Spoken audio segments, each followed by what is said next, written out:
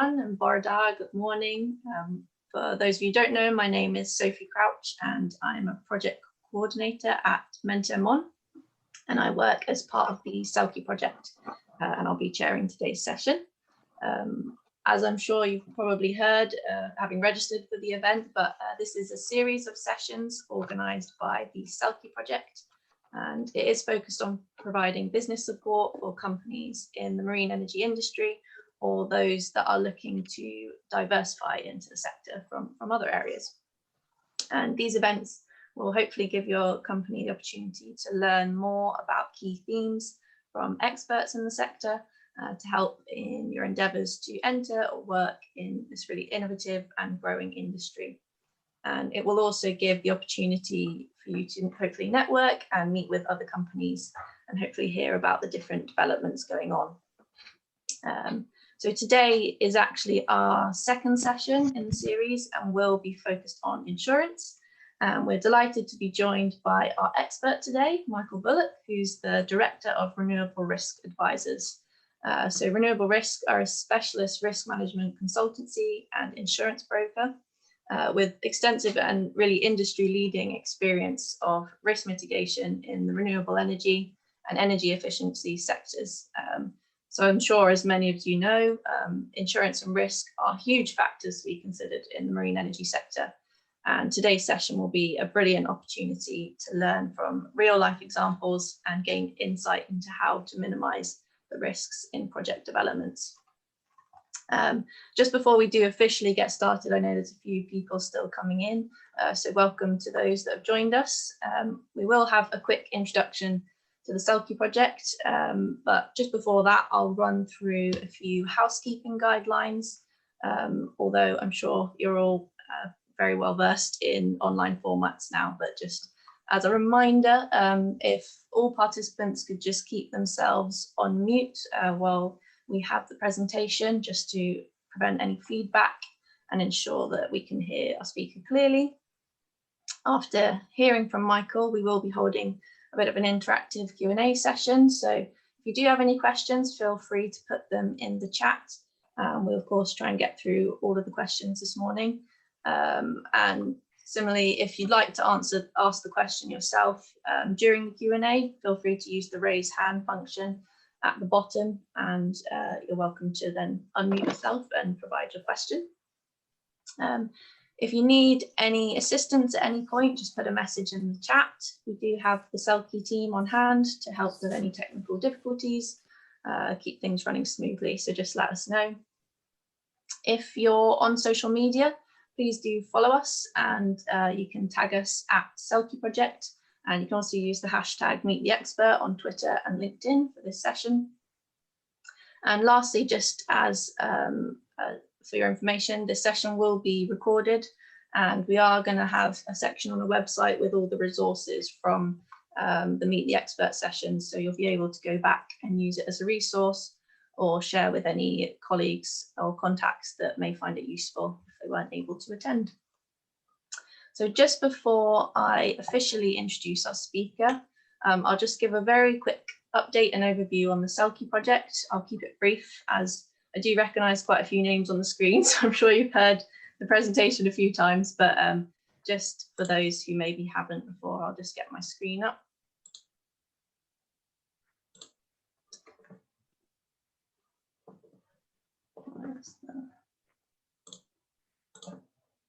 There we go. So yes, for those of you who don't know, just a quick background on the Selkie Project. So Selkie is a cross-border project between Wales and Ireland, led between 6 partner organisations, which you can see on screen now. We do have an overall aim of the project to streamline the pathway towards commercialisation for the marine energy sector. And we're doing that in a number of ways. We're funded through the European Regional Development Fund as part of the Interreg Ireland to Wales programme. So we're a highly collaborative project between our partner organisations. And I suppose broadly, our work can be split into research and development for the sector, as well as industry engagement. So as part of the project, we're aiming to support the industry by developing a set of multi-use technology tools bespoke to the region and improving services that will assist developers and also supply chain companies to ultimately progress further towards commercialization. So the tools you can see on screen now are currently being developed, and the plan is for these to become open access at the end of the project. And throughout their development, we will be running some pilot projects, and these will help to test the reliability, survivability, and commercial potential of the tools. So you can see we've got 2 developers involved. We've got tidal developer Sabella and wave developer Ocean Energy. And alongside the research and development, we are also engaging with businesses in the industry, providing knowledge transfer, and ultimately we're building a network of businesses across the region working in the sector and those looking to diversify. And we do encourage quite a range of businesses to get involved, whether they be working in technology development or providing services through the supply chain. And as I said before, if companies are looking to diversify from other sectors, we really do encourage them to get involved. It's a great opportunity to sort of join a growing number of businesses that are being connected.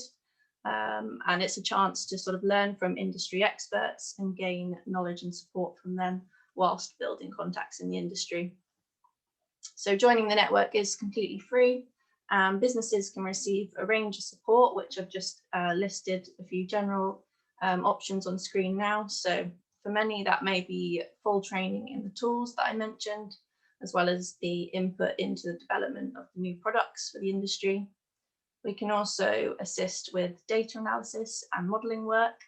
And then also, as you know from today, we provide knowledge transfer from industry experts on different webinars and events. And hopefully we'll have some in-person events at some point in the future. And then we also provide tailored business support and networking opportunities. So there's lots to get involved in, and you can see on screen now, I have tried to include all the businesses, so we're on 2 screens, but this just gives you a good idea of everyone that's involved. It's a really diverse network and lots of good contacts to get in touch with. So if you would like to hear more, I know a lot of you here today are part of the network already, so thank you, and I hope we're delivering good support for you. But do get in touch whether you're in the network or would like to join. My email's on screen there, so feel free to take a note. Okay, and then if we just go back there. So I think probably heard enough from me this morning, and as you can see in the chat, any links and information will be in there for you to access. So I think now I'd like to introduce our expert today and speaker. So as I said, we've got Michael Bullock, who's the Director of Renewable Risk Advisers. So I'll hand it over to you, Michael. Sophie, that's very kind. Thank you very much. I shall try and find, here we go. Hopefully that is sharing. Can you see the presentation? Excellent. Okay. Yeah, that's perfect. Thanks. Good morning all, and a pleasure to be here with you today. Yeah, I'm sure the subject insurance probably fills many of you with horror. I shall try and keep it high level and to the point, and as little insurance acronyms as possible. Just a quick section on who we are. Joe Hulme was going to be presenting today, but as of 2 o'clock this morning, his wife's waters broke, so he's doing his paternal duty, and I was ready to stand by anyway, so it's good risk management there in practice. But Joe, he's a recent joiner, having been in the development side for ages, including with ENGIE, helped set up the Maygen project in its initial phases, and subsequently did various work with Blue Water, including in Canada. And latterly, in the last 4 years, he's been, before joining us, he was working with a specialist firm of loss adjusters, which is probably, hopefully, a profession that you won't engage with too often. But loss adjusters get stuck in when there is a complicated claim. So his firm that he was with is the leading offshore energy adjusting firm. He spent probably the last 3 years out of the 4 focused almost entirely on offshore cable claims. My background, mostly on the insurance side of things, advisory and broking, but with some time I helped a Lloyd syndicate set up a renewable energy specialization. And as an offshoot of that, I spent 18 months working with a consultancy called C-Rock, who some of you may well know. It's still going. It's part of the Fred Olsen network related to natural power these days.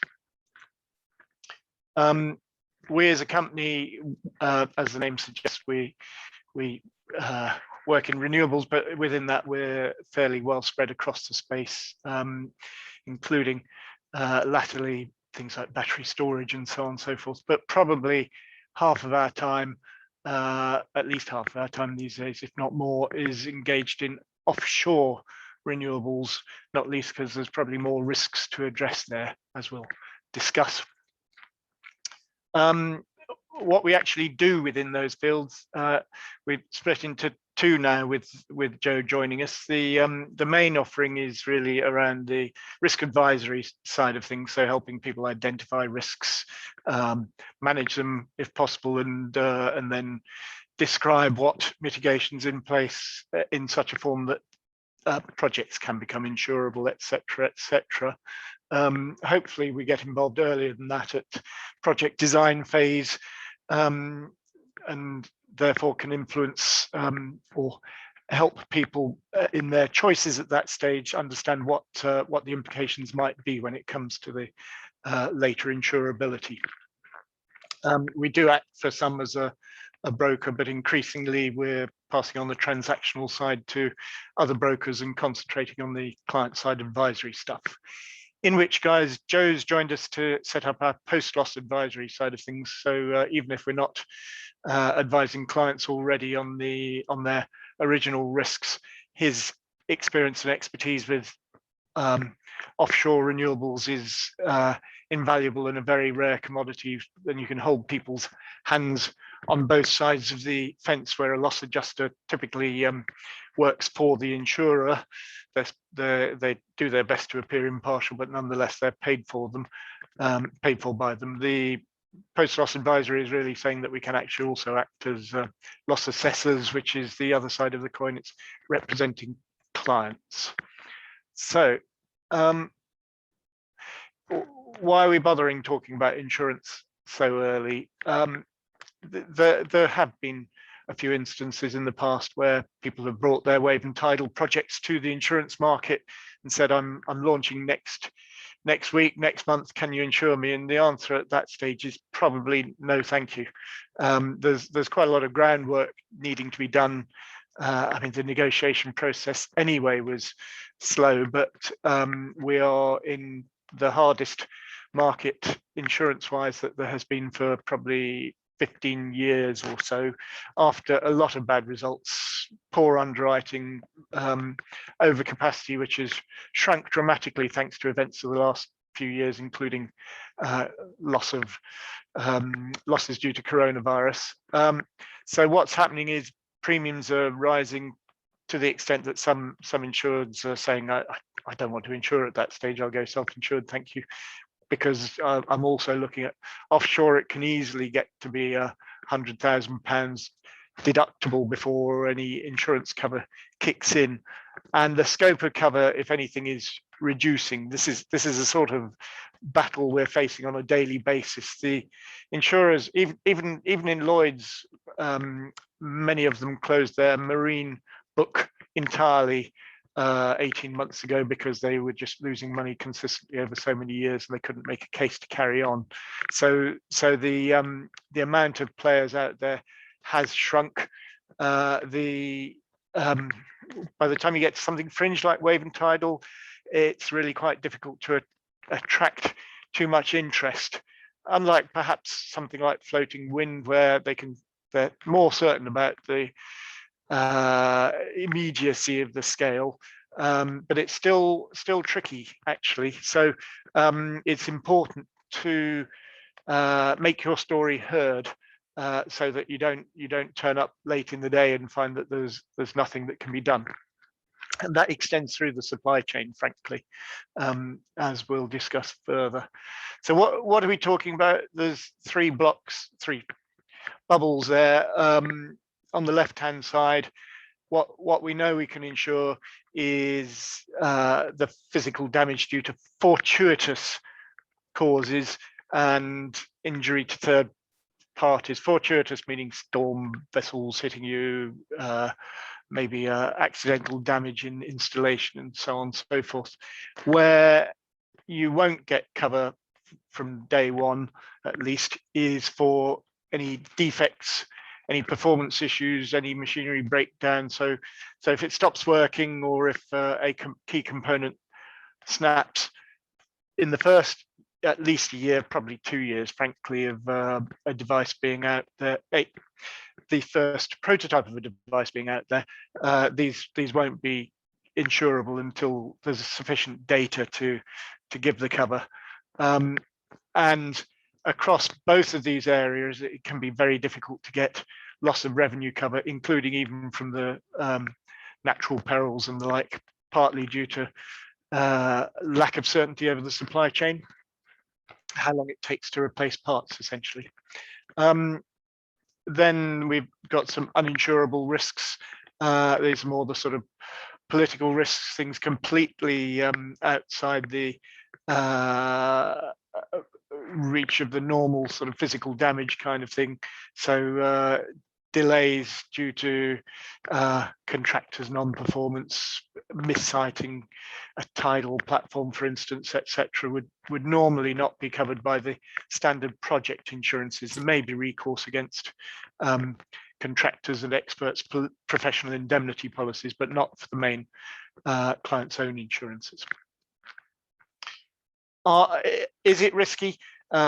And Joe's going to do these slides, and having spent so long with his head in the sandy seabed looking at cable claims, he's gone a bundle on cables because they're a constant theme, frankly. He's right to do so, but also, as I've discussed, there's uncertainty. Risk equals uncertainty. There's uncertainty in how long it would take to replace parts. There's uncertainty in spares levels. There's also uncertainty over the availability, lead time and cost for vessels in many instances, and particularly with designs that require large dynamic positioning vessels, etc., for any unscheduled intervention, that can lead to a significant variability in the operating expenses. So what have we seen? All sorts, actually. For a small sector, it's had more than its share probably of incidents. I think we could summarize these, though. There were probably quite a few of these which related to some of the earlier projects, which perhaps were poorly funded in some cases, and arguably it's been suggested that in one or two instances that it used most of their money on the original design and fabrication and hadn't spent enough on the marine operations expertise and planning and so on, and the results have not always been pretty. So we've seen ADCP, for those that don't know, that's an acoustic Doppler current profiler. We've seen various bits of subsea equipment which have been damaged, typically while being installed. Sometimes the installation methodology for the device itself is faulty. Sometimes there have been contractor errors, and indeed the deadlines for various reasons have been pushed so that the works needed to be done in extremely tight weather windows, which has really kind of strained the risk management processes. Poor contractor communications with marine warranty surveyors, MWS's marine warranty surveyors. You will see them mentioned frequently when it comes to actual offshore deployments. They're an expert that their engagement is required normally by insurers, although they're paid for by the insured party, the project itself, at which stage it really does beg the question that, again, much in line with my harping on elsewhere in this, the earlier you can engage with these people, the better. The more an expert marine warranty surveyor can become part of the risk management review process early and tell you, that vessel's not going to be fit for purpose. You need to look at this instead, rather than wait till it turns up at the dock and them tell you that, and you're delayed by several months as a result. So all of these stories, many of these stories can be addressed with good planning and good engagement with the right experts in place. Some of it is just purely fortuitous. Stuff happens at sea. You do get cable damage, which even the best contractors with the best planning can still sustain them. And we've seen a couple of instances of DP runoff from various issues causing damage to project assets. Dry mate connectors is another theme for at least one of our clients out there. They had a significant amount of engagement on the subject of whether to go for dry mates or wet mates, and in their minds, it's the story is sufficiently proven that the particularly for a tidal array, the amount of time you spend in a high tide environment with a wet mate connector is reduced so much that that's far the preferable route to go. It also reduces vessel costs significantly when you do have to go out there. Yeah, we've seen vessels, fishing boats hit them. We've seen devices sinking. In one instance, I understand it was suggested that there wasn't sufficient pumping capability on board, but while it was sinking slowly, the option wasn't there to tow it to shore because the local harbour was concerned that it could sink in the harbour mouth and didn't want to block the entire port off. So it had to be left, even though it was slowly filling with water, it had to be left until it sunk entirely. We've seen mooring slipping. This is obviously an increasing factor with floating devices, and one which will become more and more of an issue as each one progresses to commercialized scale. So you'll want to be where perhaps the first prototype and the early deployments, the project sponsors don't necessarily object so much to the moorings being over-engineered. When it comes to the commercial rollout, then that's going to be a factor for cost engineering, how to reduce costs of moorings, and if you do lose them, quite what the results that can be for your own assets and for third-party liability. So they're real issues. The last few points hark back probably particularly to my discussion about supply chain and lack of spares and so on and so forth, and if you need to find a replacement cable, you after the event, if you were responsible for your own cables and you have to go to the manufacturer, you'll find that the big manufacturers are so fully engaged with big offshore wind farms with major orders that you might not get your little bit of spare done until there's a bit of slack in their schedule, which could be a year or even 18 months later. So some of these are very much things that we have seen just in the wave and tidal sector already. A note there, so offshore wind proper isn't easy to insure, let alone the wave and tidal sector that I've just described. Offshore wind, and I threatened to go on about claims, so forgive me, but where on average 10% of their capex relates to cables, varying depending obviously on the length of cable, near to certainly between 75 and 80% of all insurance costs net paid claims are due to cables, and of those about 2/3 relate to the vessel costs. So at 100 to 200,000 pounds a day, and if you're relying on a cable to export your capacity, you need to get it out there, even if that damage has occurred in November, December, and that's led also to some substantial weather delay claims on those vessels. The cost of individual cable claims range up to about £25 million for offshore wind. Hopefully our sector is not going to be exposed to anything that size for the time being, but these are huge amounts of money. And one staggering statistic to me anyway is that of all the offshore wind farms in Europe, only 5% have not had some sort of cable damage to date. Mostly in the construction phase, but not all. Has increasingly been a number of repairs having to be affected during the operational phase. So some very real worries about cables. And these, remember, are generally not the dynamic cables that some of the floating devices we're looking at will be engaging in. And again, the data is probably not yet there for all of those devices, but clearly there are areas such as the interface between a dynamic cable and a fixed subsea hub where there could be significant scope for movement, scour, etc., etc. So some of these issues will need to be designed in even more so for the wave and tidal sector for floating devices.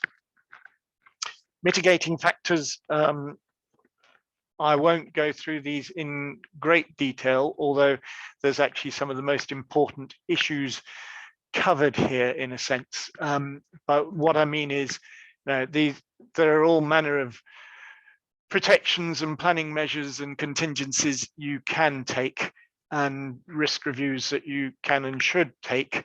The key thing is you need to address all of these as if you're not going to be insured. You have to assume that you're going to have to pay for these yourself and factor that in, and assume that your device, however well designed it is, could suffer some catastrophic failure, or the components next to it could suffer some catastrophic failure. So you need to plan for the fact that the devices need to be accessible, retrievable, and relatively easy to maintain. And the more you can put that into the forward design, that you've thought through how somebody's going to come along in the event of unscheduled maintenance and pick it up and repair it, the more that will pay dividends through the project lifetime in terms of the cost of any claims and indeed therefore the ability to insure.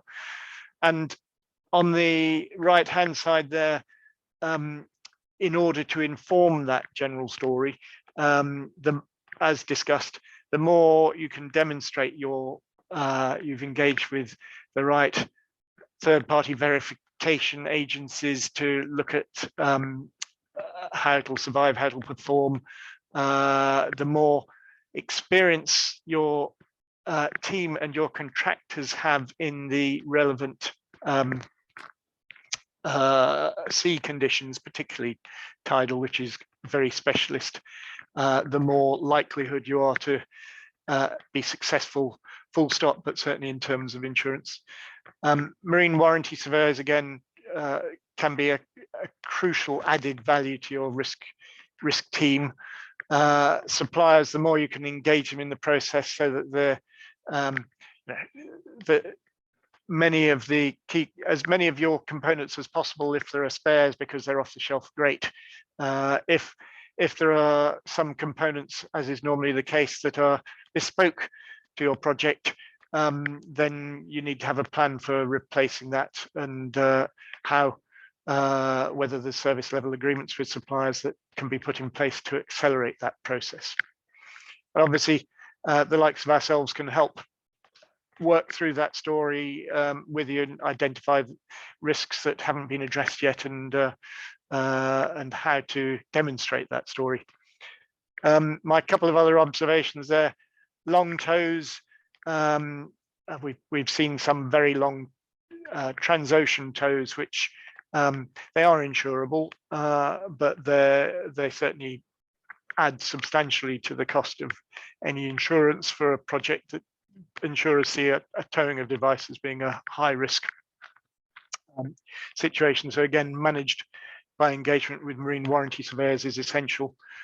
Deductibles, I mentioned that they could easily get to £100,000. By the time you get to the big offshore wind farms, they can be up to £5 million, frankly. There's some huge deductibles that people are carrying.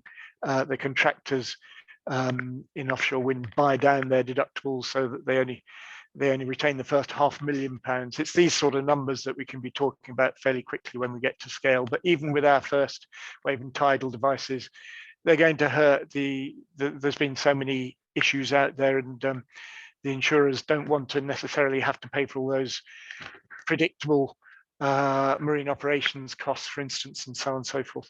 And warranties, any support you can get from supplier warranties is helpful, but the more it can be encompassed at system level, the better. But that's easier said than done in our sector. And when I say there's a lot of easier said than done's and a lot of things that insurers won't insure, we've actually, we're drawing to the close of a consultancy project for the Oceanset project, which is paid for by the EU. We're hoping to report in the next few days for the first draft, final draft. And this is essentially a detailed gap analysis to say, well, you know, what is needed. The insurance sector isn't providing everything that investors in the wave and tidal sector in particular need. How do we address that? How do we de-risk projects sufficiently that those projects can get the investors in that they need? Significantly, the problem being, as mentioned before, there is not yet the data for most of these projects to engage the insurers. So they look at it and say, come back when you've had your device running for 2 years, whatever it might be, running successfully for 2 years. So what we've done is this is focused particularly on where the EU in particular is being the sponsor, is the focal point for the report, but it's entirely replicable elsewhere. The first revenue dependent deployments, essentially the EU's wanting 100 megawatts deployed of wave and tidal devices projects by 2025. In order to do that, there probably needs to be, I should think, at least 10 projects out there in that space of time, which is fairly ambitious. We have, under the aegis of Ocean Energy Europe, we've interviewed about 29 developers with various levels of experience and certainly contrasting technologies. We've interviewed a number of expert organizations, including marine warranty surveyors, but also certification bodies and test centers in terms of their ability to input into the risk profile of what we're talking about here. We've re-engaged with a number of those insurers that do specialize in the market internationally, and with an experienced French insurance broker. And we've talked to various of the lenders, investors and financiers that are interested in the sector about what exactly they would need. And some of the latter being on a slightly iterative basis to to devise some recommendations to fill those gaps, which I won't preempt too much because that report's about to go in, but suffice to say that we've had substantially positive feedback from the investors and financiers that if we could create a sort of wrap around sitting alongside the provision of the systems, so almost enhancing the warranties to cover many of the issues which I identified earlier on with those blocks as being currently uninsured, so particularly around the defect and machinery breakdown and business interruption. Then if there's a sufficient of a wrap around those areas, then they think that's a huge help to being able to get investor support. So that will be a key focus of our recommendations, as will some support around decommissioning bonds, which may sound unconnected, but essentially it's very similar original risks. If the technology doesn't work, if it fails, you won't accumulate enough funds during the project to be able to pay for it to be decommissioned, and indeed it might need to be decommissioned early. So currently, where projects go along to whichever site it is they're going to deploy, the local regulator says you need to either post a bond or cash collateralize the whole lot, which has tended to end up being the answer. So projects have put the whole, in some cases, 4 million euros of cash into a bank account to sit there until the end of the project. Here, for these projects, we're looking at them being tied up for 20 years potentially, which is very poor use of that 4 million has to be added on to all the other finance raising from the outset, and it actually reduces the return to those investors, which makes it less attractive. So it's a very inefficient use of those funds, and we're trying to create some mechanism whereby an overarching public guarantee could support that, as well as separately some overarching public guarantee supporting the other issues that I referred to previously that are more warranty related during the operation of the device. So watch this space, please, for those developments, but hopefully I'm confident we've come up with a coherent story. I'm confident from the responses that we've got that the ask there in terms of what it could deliver to projects should be a substantially beneficial tool. But obviously we need to have expressed it sufficiently coherently that those elements of public support that might be required for it can be engaged. So a couple of hurdles yet to overcome, but hopefully making progress. So I think there's just that final slide saying thank you not from me, from my colleague Joe, but as I say, he's got a decent excuse for not being here. And there's a selection of some of the clients we've worked with very closely. Obviously, a number of others that we've engaged, including on that survey. So some of that was a bit whistle stop. So more than happy to answer any questions or clarify anything that people need. So I shall stop sharing at that stage. And thank you for listening in the meantime. Brilliant. Thank you very much, Michael. That was, a great presentation, fitting all that information in. And really, really exciting to hear about the new Ocean Energy Insurance Fund. So I will just say, if anyone does have any questions, you are welcome to put them in the chat, or of course you can raise your hand. So if anyone does have any questions, feel free to speak now. We do have some, oh, there we go. We got one from TJ there. So TJ said, have you had any experience in Greece? No, is the short answer.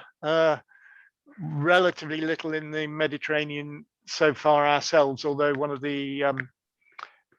two of the parties that we're talking to in that Oceanset project are looking particularly in Italian waters, but nothing directly in Greece. Okay. And with the insurance fund you were talking about, is there kind of, or what kind of public support do you think is required to help that fund?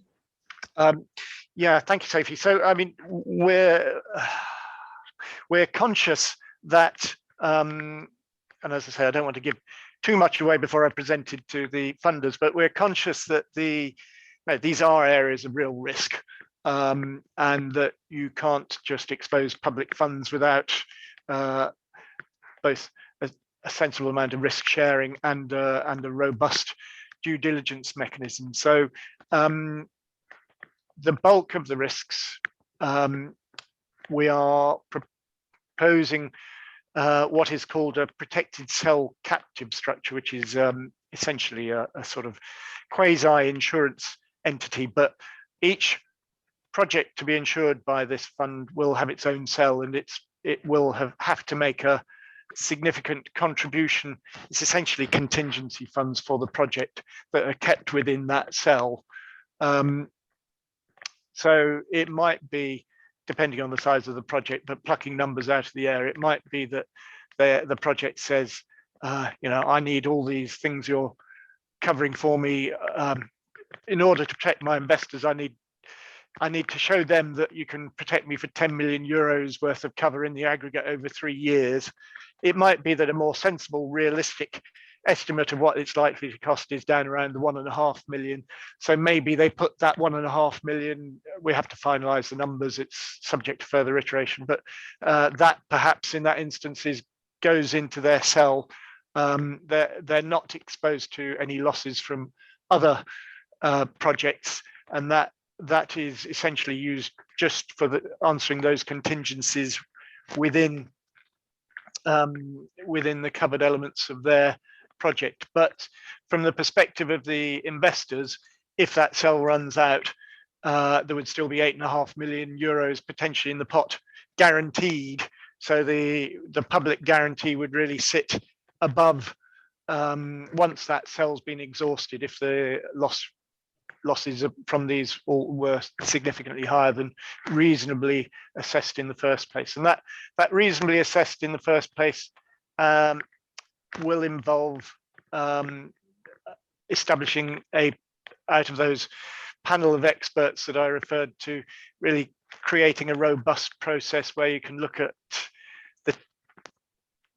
the analysis of such data as there is as to the likelihood of technical failure. So we'd probably need all the devices to have done at least 6 months at a test site. It would also need to investigate the risk associated with marine operations costs, whether you need those more expensive vessels or how available the vessels might be, how long you could expect and how much it might cost for a typical loss. But also a review of the supply chain analyses, supply chain issues and spare strategies within a project. So if we can assemble those, we're creating a story that not only helps act as a gatekeeper for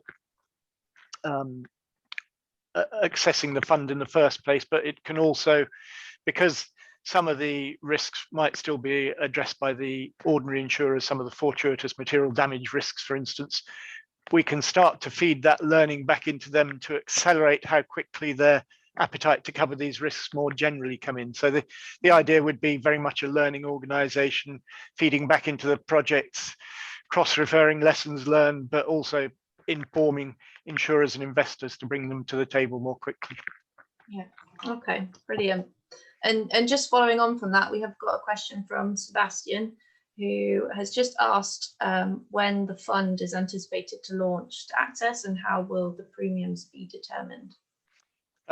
Yes, so the answer to both of those is not quite finalized yet. The next stage is this issuance of the proposal to Oceanset, which is imminent and hoped to be put before various parts of the EU and European Investment Bank, specifically because some of the guarantees that we're looking at might be under their management at least. So there is then a case of how long they take to determine that it's doable from their perspective, which is somewhat out of our hands, I'm afraid, and I'm expecting I wouldn't expect it to be in 2021, sadly, but I would hope that we will be making the point that they need to accelerate this and hopefully in the earlier part of next year put it all together. And the question of how much the premium should be. So I think with the decommissioning bonds, we can probably be a bit more granular, and we'll be making some suggestions about that straight away. The contributions into those cells are referred to arguably as a premium, albeit it's kept in a cell which can be repaid to the project if it's not used. So it's not quite an insurance premium that's passed over to absorb risk. It's assuming the public guarantor agrees, any unused surplus would be refunded. So the amount of that we're going to put in a range of what we think is probably sensible in the report, it's going to be a significant contribution, I think, to for this all to make sense, for it all to make sense in terms of a structure, but also to make the case to that public guarantor that really it's a risk sharing exercise rather than just holding hand out and hoping for the best. So there would probably need to be, depending on quite how it's finally delivered, if it's a warranty alongside the turbine supply agreement, it could influence the amount of overall project finance that's needed to be raised, or equity finance that needs to be raised for that project, because the cost of putting into that contingency fund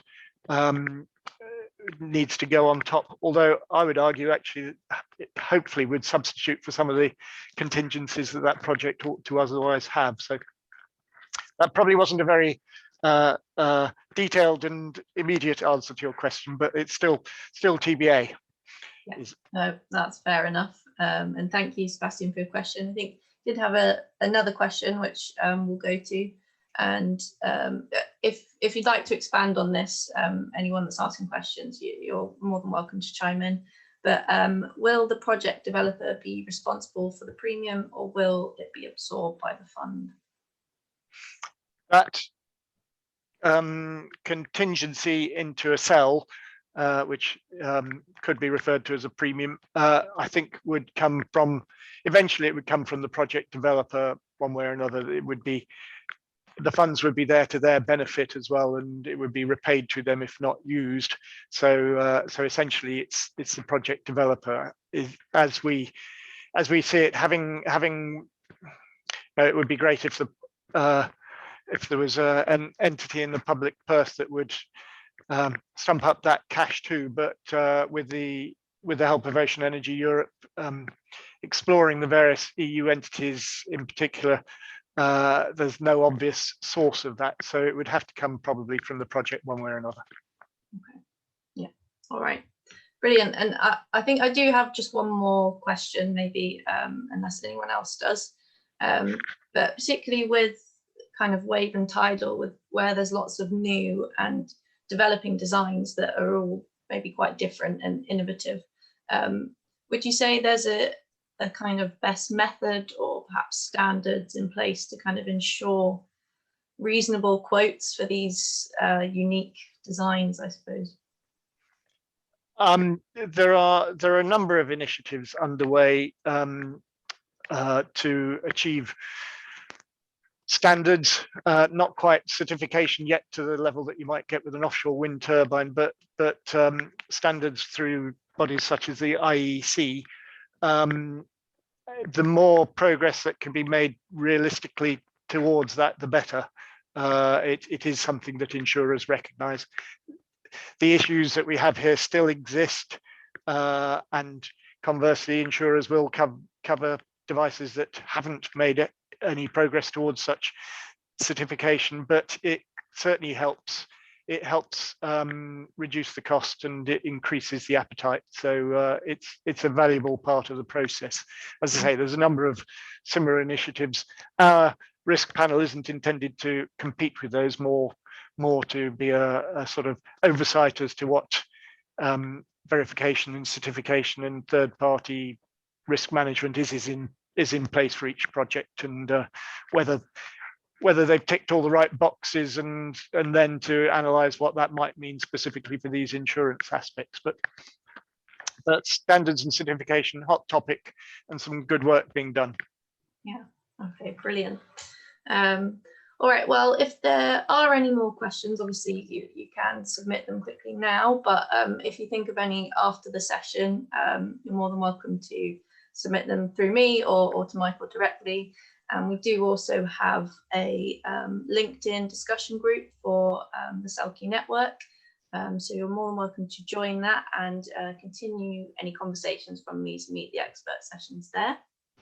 I think there'll be a link in the chat for that as well. So I think what I will say is a big thank you to Michael, especially for stepping in, and I hope all is well with Joe and his wife. It was a brilliant presentation, very informative and great advice, I think, to our attendees today. And thank you to those that have joined us. As I said, the event is recorded, so if you want any information from it or to share, we will have that on our website. And I would just say, if you haven't already, do feel free to sign up to the Selkie newsletter, just to keep informed with our project updates and any upcoming events that you may be interested in. And on our website, you can also find out a bit more about the network and also membership with our partners, MEW. That I think the link will be in the chat there as well. And as I said, do just feel free to get in touch with me. And you can follow us on LinkedIn and Twitter as well. So plenty of ways to get in touch with us.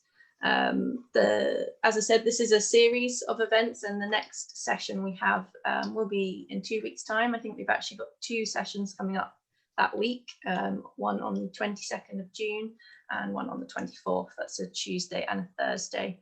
And these will be looking at all the offshore legal matters for the industry.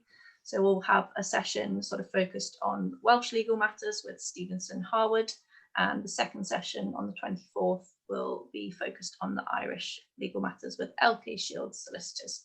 And for all the upcoming sessions, you can see those on our website. We've got quite a diverse range of topics coming up and lots of interesting things. So do get involved, and we hope to see you there. So yeah, lastly, I'll just say thank you and Diolch yn fawr for joining us. Thank you very much, Michael, and thanks to everyone. I hope everyone has a great day. Thank you all. Bye. Very informative. Take care. Take care. Thanks.